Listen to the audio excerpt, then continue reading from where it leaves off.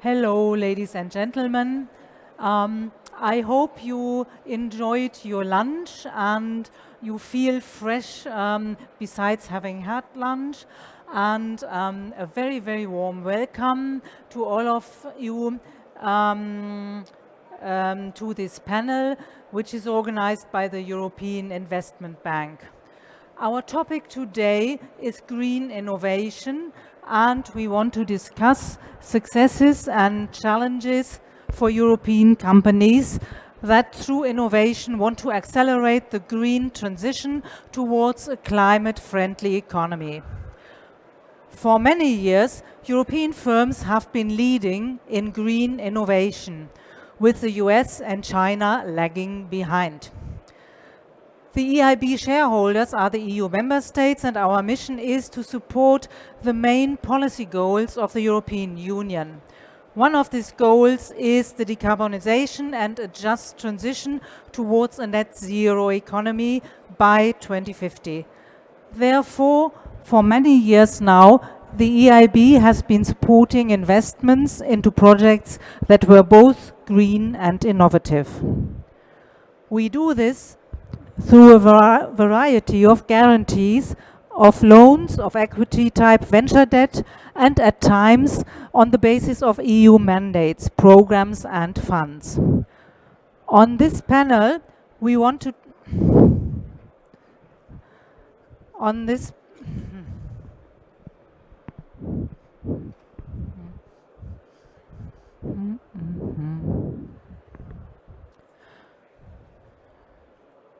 On this panel, we want to take a look at some of our products, and let me briefly introduce the panelists that are here with me.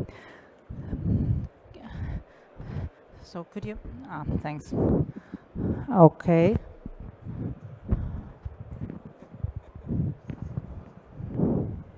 Thank you. Is this okay? Yeah? Okay. So, let me briefly introduce the panelists here. Some of the EIB products will be explained by my EIB colleagues. First, there is Alberto Caserati, who is investment officer at our Cleantech department, and Zoran Stanic, who is the head of the Innovation Fund unit at the EIB. Then, let me introduce Thomas Farner, who is the executive director of the green innovative startup Pure Battery Technology. He will share his experiences with us, and beside him, Anja Nagel, who is policy officer sustainable finance with the European Commission. She will give the broader picture of transition finance. In contrast to the printed program, I'm not high.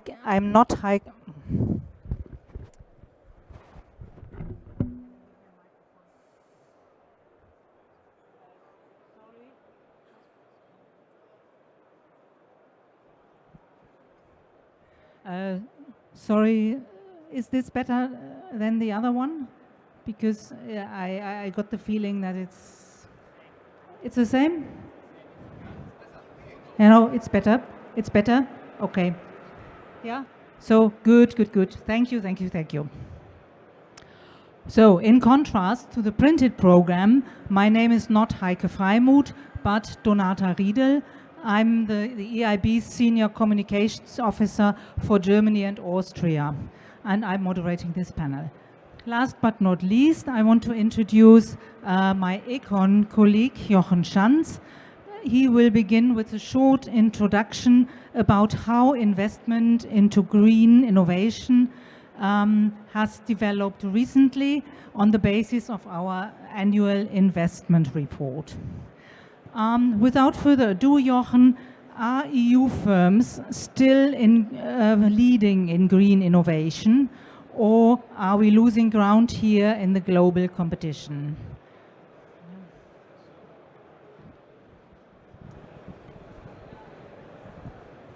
Yes, thank you very much, Donata. I'm working in the economics department of the European Investment Bank, and we look there obviously at investment designed to reduce divergence of living standards in the EU, and that specifically concerns investments in concerns public investments, private investments, but also investments in the green transformation and investment in innovation. And I actually brought a few copies of our annual investment report with you, so browse through it if you like. There are also shorter ones, executive summaries, if you've got less time. I also, just before starting, wanted to say that this report is built on a survey of over 13,000 corporates in the EU and in the US. So if by any chance there are representatives of companies that have participated in the survey, I would only like to say thank you very much, because we bother your places for about half an hour for each survey, but they really provide a very valuable resource for us, what the issues are, what the investment obstacles are that firms are facing, and those are questions and problems that we discuss with policymakers as well at the European level. So I wanted to make 3 points only on investments in innovation here, and also address what Donata has just asked me. So there's one negative message, and that contains overall innovation in the European Union. And that's that we seem to be missing out on a strongly increasing trend of investment in research and development. So when you look at the US, for example, over the past few years, the US has increased its spending on research and development from about 2.5% of GDP to 3.5% of GDP, right? China, 20 years ago, they invested 1% of GDP in research and development. Now they are at 2%. And the European Union, just hovers along at 2%. It's a steady, of course, a steady source of innovations, but it doesn't seem to participate in the recent increase. And that's a problem, of course, because with innovation, with research and development, we lay the foundations for future growth, right? We need to to remain competitive with respect to the US and China, not because we want growth per se, but we want to have decent living standards in the future as well. And that's what we need research and development for. And at the moment, we do not seem to be picking up on this increasing trend in R&D that you see in the US and China. So that's the first point I wanted to make. The second point is the optimistic point that Donata already said, right? When you look at clean tech investment, and that's the topic of our panel here, in clean tech investment in R&D is much higher than the average investment in R&D in the EU, right? When you look as a measure of the success of investments, a partial success at least of investments in R&D, you look at the number of patent applications. Right? In patent applications over the last few years, 30% of these green patents came from the EU, just 20% from Japan, 20% from the US, and 15% from China. So there you see the order is reversed. Now these green patents, they do not make up a large part of overall patents, right? It's 10% in the EU, approximately. But they are strongly growing. So this really seems to be an area where Europe can build its future competitiveness on. And the last point I wanted to make regards policy implications, right? So we ask firms about the obstacles that they face when investing in innovation, not only in this big survey, annual survey that I mentioned initially, but also in a separate one on about 800 clean tech investors that will actually be published on Friday together with the European Patent Survey, the Patent Office. And there, what firms tell us is that it's really the access to finance that's a major obstacle to their business, followed directly by a shortage of staff that has the skills that they require. So here there are two areas where we can do something about in the shorter run, and with staff, of course, it takes longer to change that. And the third point that companies make to us is that the regulatory environment in Europe is not uniform enough. If you want to scale up throughout Europe as a company, you have to deal with different national regulatory regimes, despite the news that we always get that Europe is issuing new regulations, right? These are often adapted differently at a national level. So that's all I wanted to say. Thank you very much. Thank you very much, Jochen. I would like to bring in Zoran Stanic next. He's our head of the Innovation Fund unit. And Zoran, I'd like to ask you, against this backdrop that Jochen just explained to us, how can the Innovation Fund support green innovators so that they do not fall back behind the competitors in the US and in China? Thank you very much. My name is Zoran Stanic. I'm head of Innovation Fund unit in EIB in the Projects Directorate. We are very happy to be part of this and support basically DG Klima of the European Commission and CINEA, who are running this Innovation Fund. Innovation Fund is one of the biggest, probably the biggest in the world financial fund that supports innovative companies, especially in this deep tech field, like batteries, hydrogen, manufacturing or renewable energy equipment. And it is based on the pan-European tenders, which are run by CINEA and evaluated by CINEA. It's a European agency. And the role of EIB is to support projects to get more mature through the specific technical and financial advisor.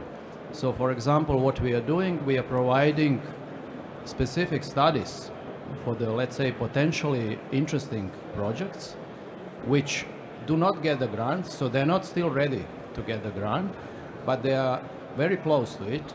And with our help, they have much better chances because the project gets more mature. We better define the components of the projects, and we provide additional studies. Zoran, excuse me, can you speak up a little bit and just taking the microphone nearer to your lips, then it works better. Thanks. Sorry about this. So we provide these additional studies, like for example, market studies, independent technology assessments, financial modeling, business plans, even support for the equity discussions and the equity engagement with the potential investors. So through these interactions with the potentially, let's say, innovative projects, but which still don't get the grant, we support their growth and their maturity and their better chances to get the funds through the Innovation Fund. So the whole volume of the Innovation Fund is around 40 billion euro. And every year there is a tender which is valued sometimes from 1 to 2 to 3 billion that supports, let's say, in average 20 to 30 projects per year. So it's a very, let's say, good instrument for the projects which are a little bit more mature. They're not really R&D. This is more for Horizon 2020, more for the demonstration stage. So let's say really scaling up the project. So this is the niche of the projects with whom we are working at the moment. We supported so far around 45 projects through technical and financial project development assistance. And we screened in total over 70 projects, and still around 25 there are still in the implementation stage. One news that is going to happen now, since the expansion of the EU ETS scheme, the new sectors will actually enter into the Innovation Fund. Now it will also include the transport sector, apart from industry, energy, which are more traditional sectors. It will also embrace transport sector and buildings. So this will be new sectors that will be also covered now also with our advisory. And the bank is of course very happy to offer this service. In agreement, we have mandate from the European Commission. So this is something that can help in the next couple of years also to even bigger growth of the European companies, innovative startups, but also bigger companies, because it doesn't really make a difference between the startup and as soon as the project is innovative and has good greenhouse gas potential, it has very good chances to get the grant from the Innovation Fund. Thank you, Zoran. And we stay a little bit with investment support, and so could you please pass the microphone to Alberto Casorati, as you are an investment officer giving out venture debt to clean tech companies, in their growth phase. What support can you offer to today's business environment? What support can you offer to today's business environment to improve it? Okay. Thank you very much for the question. Alberto, please, you Yes. have to sort of bite into the microphone, Yes. please. Can you hear me? Okay. So I'm Alberto Casorati, as Donata was saying, and thank you for the question, Donata. I cover the clean tech space from the EIB. This is an activity that we have been doing since 2016. We provide venture debt capital in 5 main verticals. We cover the energy sector, the mobility sector, circular economy, decarbonization of heavy industries, and bioeconomy. Today, in the clean tech space, we have a portfolio of about 1.4 billion. Since when we started in 2016, we have supported companies such as Northvolt, Vercor, so some of the big players and big hope for Europe. And we have seen over the years that many companies are maybe able to raise the initial capital, the very early stage funds to develop the first idea, bring it to the market, but then when it comes the time to scaling up and reaching commercializations, and there is a need of large investments for the clean tech space, this is not a software solution, it's often needs of building large manufacturing plant or deploying assets in large scales.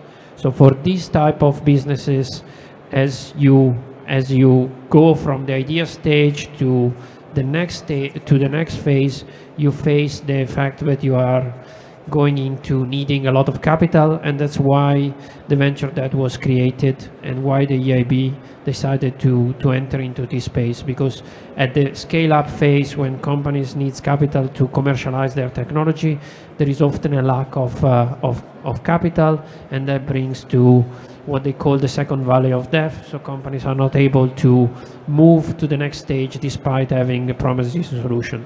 So our venture debt is really here to complement the private market, the VCs and the other institutional investors, and be able to provide the additional firepower to bring these solutions to the market. Thank you very much, Alberto.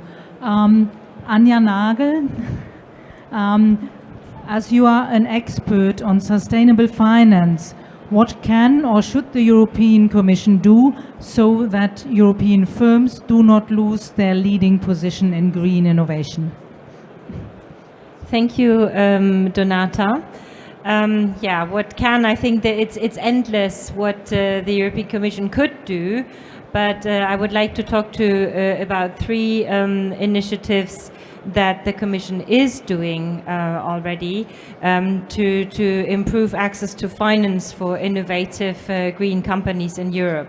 And when we talk about access to finance, we've already heard that we are lagging behind in research and development investments compared to growth in other areas of the world. And we are also lagging behind in venture capital.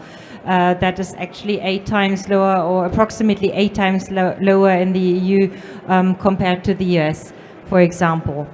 So the 3 initiatives that I would like to mention is, again, our flagship financing program or financial instrument, InvestEU, which does have a research, innovation and digitization window where the EU budget covers with a 6.6 billion guarantee investments in these areas to de-risk them and thus encourage them. So this is one of the initiatives.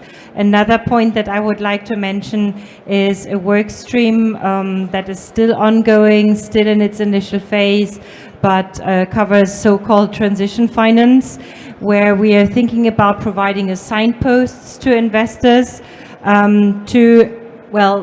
investments that are not yet covered, for example, under the EU taxonomy for various reasons, including because they are new investments, new areas, so that could include green investments as well. And this could be linked as well to particular finance or financial instruments, financial products that are especially linked to the so-called transition finance. And the last initiative that I would like to mention is something that we are putting in place with the EIB group, notably the EIF, called Escalar. Escalar is an investment initiative targeting innovative companies that are past their very initial stage of innovation and would like to scale up their operations. And here the European Investment Fund invests in venture capital funds with a guarantee coverage, again under InvestEU, and providing a specific financing mechanism or share class with loss protection, but then also limited upside to increase financing available for scaling up. Thanks, Anja, and thank you all so far. At this point, I'd like to bring in somebody who is really a player in green innovation and to hear a little bit about your experiences with EU and EIB funding. Thomas Farner is the CEO of the German affiliate of the Australian company Pure Battery Technologies. Your company has developed eco-friendlier cathode material for car batteries and is setting up a production site in Hagen here in Germany. Please, Thomas, could you explain a little bit your innovative product to us? Okay, thank you, Donata. First, maybe interesting, and why we're sitting here, it's a European stand, but we are an Australian company. We are being helped in terms of financing by the EIB. That may surprise you, but actually it's a decision we took very early on in our company to move to Europe and to move our production capacity and the R&D that originates from the University of Brisbane, and the patents are from there actually to implement all that here in Europe. Why? Because we have a process. We work in a dirty industry. And I know a lot of you may have heard about the nickel, the cobalt, and all those metals for the battery. We have developed a technology, it's a hydromet technology, that basically refines what we call the intermediate, the material that comes out of the mines, into the PCAM, precursor cathode active material, that's then going to be used in the batteries. We do it in a way that's entirely new. It's not innovative, it's disruptive. And I'll explain you later why it's important to mention that disruptive.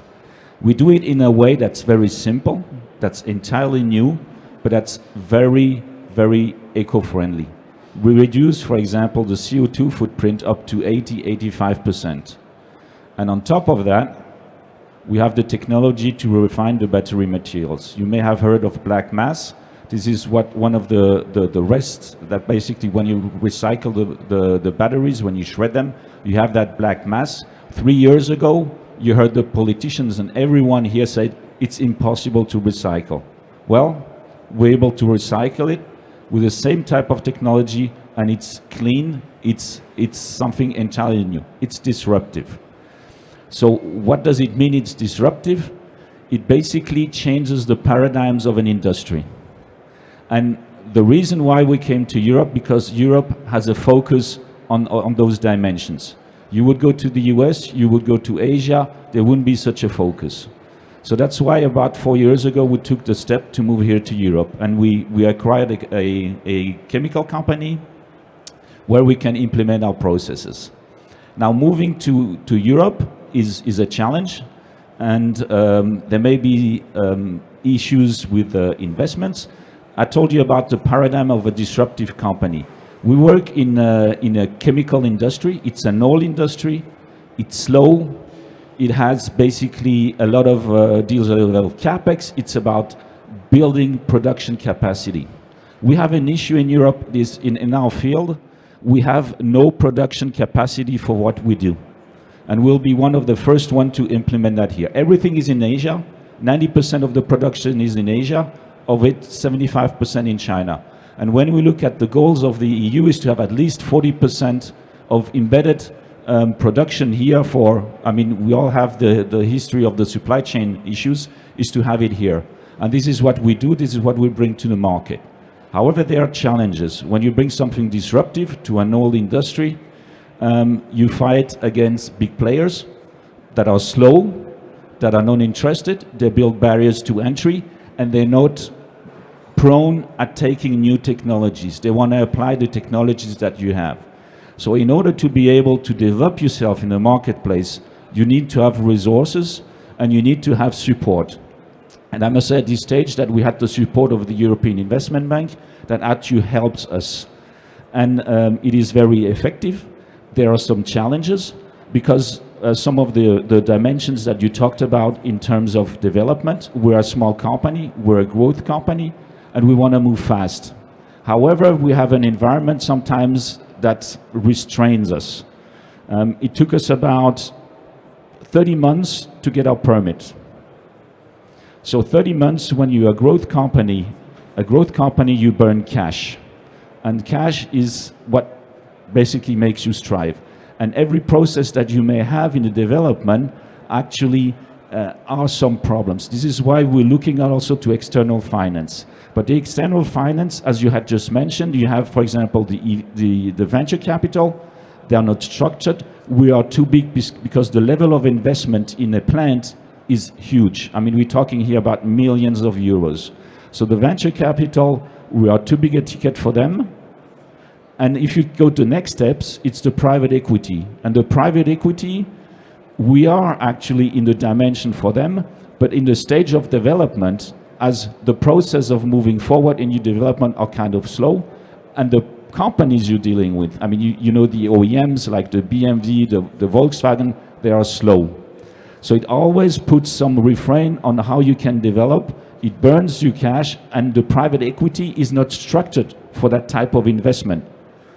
They can invest those amounts, but in terms of development of those amounts of investments, they need some kind of security. For example, you need to have first customers, but you're not there in your development. So you need to find way also and help where you can de-risk. And the risk also, for example, is we apply for grants. When we apply for grants, and we had in the previous presentation, for example, the EPC, it was over, let's say, 15 months ago where we worked on this, and then it got changed by the EU in a new program, in the TFTC, and it's been now about, 15 months that we are waiting actually for decisions on this. And the problem is, the way they are structured, you cannot start any work or anything until basically you received it. So basically you again lose some time, and you have issues of cash, and you need to finance your cash flow, and those are the types of issues that we're facing.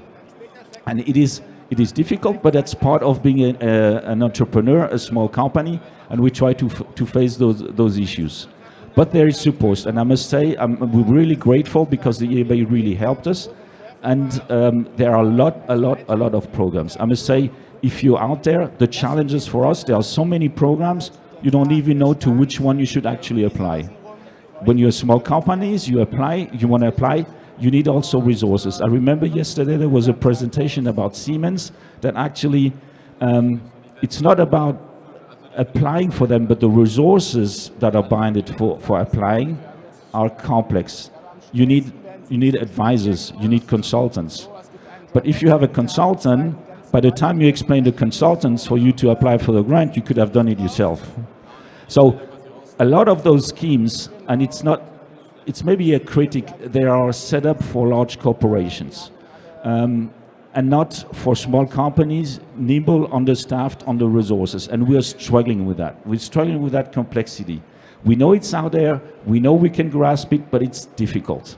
So added to that, some easy things, you need to have the security of some cash balances. Also, a startup doesn't have a balance sheet, so you cannot finance anything out of your balance sheet. So there are some discrepancies about the way it is structured and the way it is meant to work. And those are kind of the challenge that we're facing. We're moving ahead, and as a startup, we kind of think positively because already what we achieved, already the support we have, and it helps us a lot. It helps us a lot for de-risking and finding also other partners for our development. Thank you very much, Thomas. This was, I think, some kind of reality check for all of us. I mean, within the EIB, the challenge to become a little bit more quickly in our processes is not that new to us.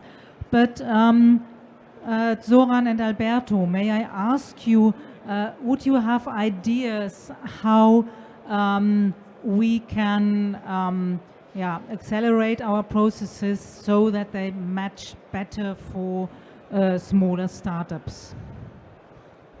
So in terms of support for the innovation fund, so let's say projects which are... Please bite into the microphone. Is it okay?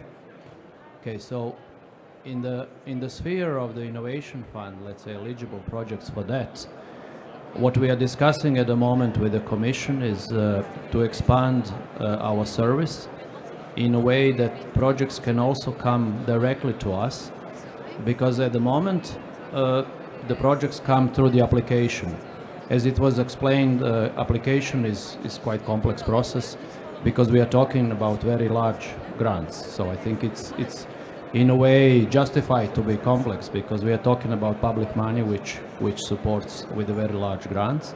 However, if the projects are not so much interested to getting the grants, but if they want technical assistance, so advisory support, we are now discussing with the Commission that they can also come straight to EIB, which will be much faster. So then we will be able to screen the projects in consultation with the Commission quite quickly. And then for the eligible projects, we can provide advisory. And this advisory itself can help also for the application for the innovation fund. So in a way, let's say for the eligible projects which are potentially interested in applications, they can come to us and we can work with the project to improve their, let's say, feasibility, their definition of the project, maturity, financial model, whatever is needed, business plan, that will strongly help in the application process for the innovation fund. This will be, let's say, the next step in the development of our advisory support for the innovation fund.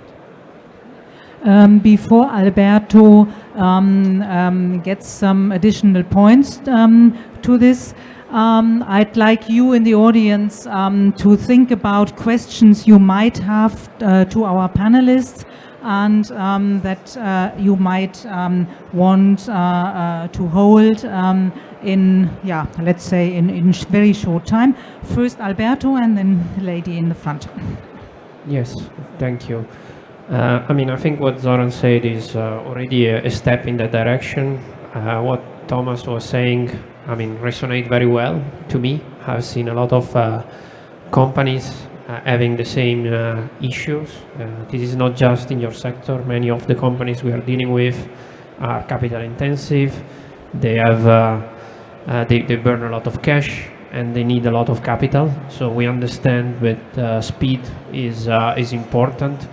To the extent we can, we have been adjusting our processes and the way we do business to accommodate these requirements. Of course, we are still not fast enough, probably, and we are not there yet, but it's something that we understand, and I think the European Commission as well understand.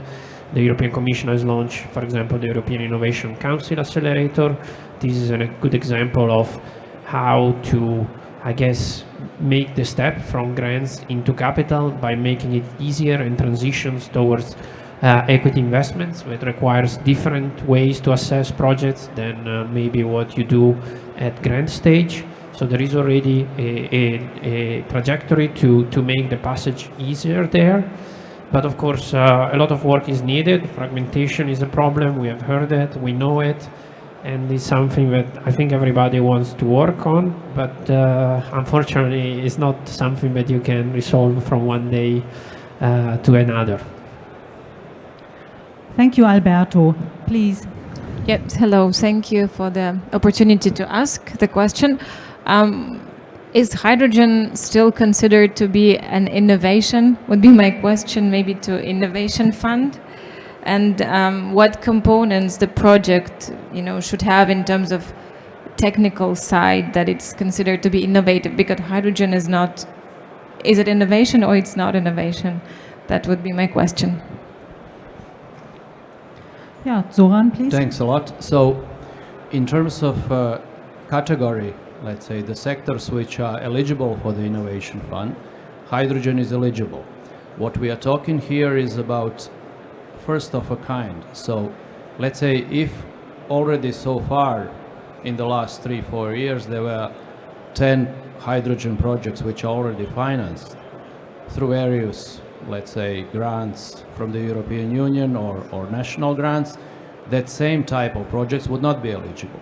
But there are other, let's say, hydrogen technologies potentially that are still innovative. So I would say that still there is a opportunity to apply for hydrogen projects or for manufacturing of the equipment for the hydrogen projects.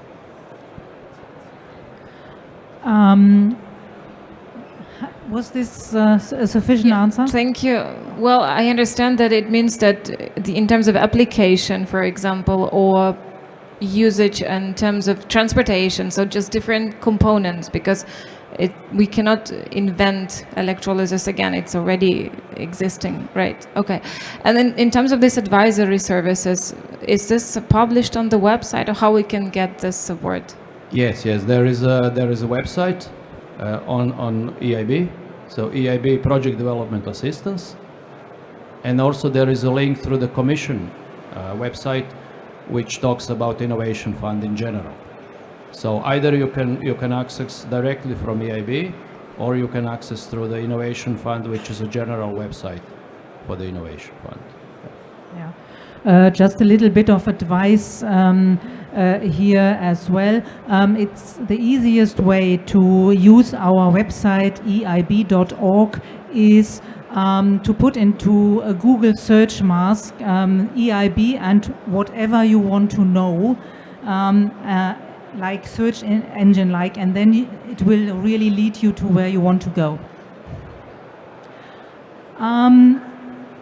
Other questions from the audience?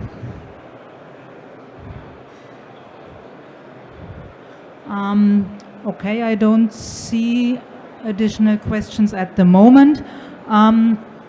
So I'd like to come to you, Jochen, again, and perhaps also to Anja. I'd like to think a little bit, do we have sufficient European financing for innovative companies? Or if we just look at the Inflation Reduction Act of the US, and if we see Chinese competitors, especially in the sustainable economy, subsidizing their products into the European market, would we need more subsidies, more grants for new and innovative green companies in Europe?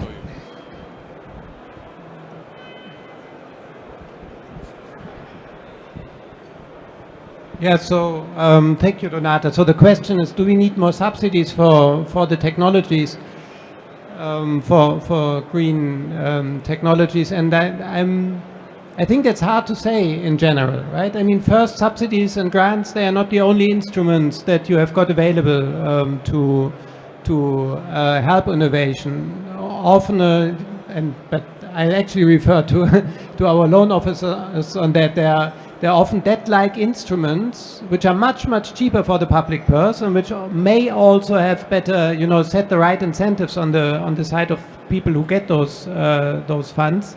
So there are products that have more the characteristics of debt, of guarantees, that can, in certain circumstances, have also very positive effect on the financing of these companies. I think when we compare what is being provided, the total amounts of funding that is being provided in Europe in terms of support to industry, and that in the US, now with the IRA, which is always being mentioned, they are not so different. I think what makes European funding different is that it's more dispersed into individual instruments, and that, at least this is what we hear from companies, that it's sometimes more difficult to access than what the US is offering, where the primary mechanism is one of essentially reducing your tax liabilities for the future, right? So it may be that instead of extending the amounts of grants that we are offering, we could be more effective by unifying some of the programs that exist on the national and the European level, and reducing those administrative hurdles that have been talked about in the panel already. I'd like Anja to comment on this.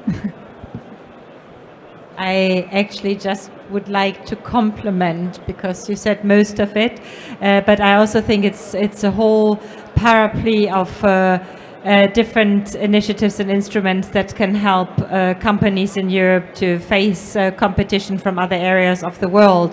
And it's not just about increasing subsidies. There are other financial instruments as well that help companies access finance, like a guarantee, for example. And then whatever we have available already at our level, we have to make sure as well that it's easy enough to access, so what we have can actually be used and absorbed. Thanks. Yeah, thanks. Thomas, perhaps you would like to say something about the subsidy issue and about the setup of funding for startups. Fundamentally, as a private company working with subsidy, I always ask the question, why do we need the subsidies? But they are present because there are imbalances in the marketplace between China and, for example, the United States and the IRA. So obviously companies are going to try to gauge the different opportunities, and it's a race who's going to provide the most. One dimension I would like to add specifically for, and we talk about innovators, and I say innovators are young companies. One of the key drivers that attracts a lot of companies to the US are the multiples. And because you have entirely different level of multiples, this is something that is hard to compete against. And it's linked also to the private equity, the amount of investments available are not that high. The question is, if you want to solve that fundamentally, how can you change some of the structural points that actually we get more of that type of finance in Europe? Jochen, you want to add? I think a different way, right? Rather than thinking about government subsidies that are to support innovation, is how can we develop the private capital markets that provide equity funding to those companies? And that is, of course, not a new topic. Has been, I think, in the discussion. How do we it falls under the topic, how do we complete the single European market for financial services, right? And how do we offer big institutional investors that have huge amounts of money to invest? How do they offer them the ability to get access to the right scale and the right diversification in their investments across Europe without them having to comply to individual regulations in each country? I think this can unlock a lot of money without having to use public money.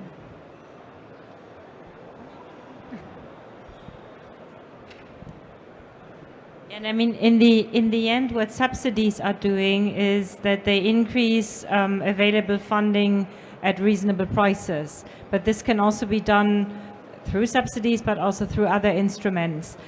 And then what is also important is to go beyond access to finance. I don't know if you would agree as the practitioner. It's the regulatory environment as well that counts. It's the availability of other production factors such as human capital as well. So it's everything put together that needs to be looked at and addressed to be competitive. Thanks. EIB colleagues from the investment front, have you got some additions to how we can sort of combine different different means of investment, like having grants and guarantees and loans? In terms of combination of grants from the Innovation Fund and EIB lending, this is already happening. So, and we see more and more projects actually which are supported through both. So they get the grant and they get EIB loan, or sometimes they get project development assistance, like technical assistance, and they get EIB loan even before they get the grant. There is one project which Alberto just mentioned. We had a similar kind of talk with the new, let's say, pilot projects at CINEA who are transitioning from Horizon 2020 to Innovation Fund stage. And we told them basically, you know, there is a quite big chance that you can be supported through EIB. So there was a project who is just now applying for the Innovation Fund.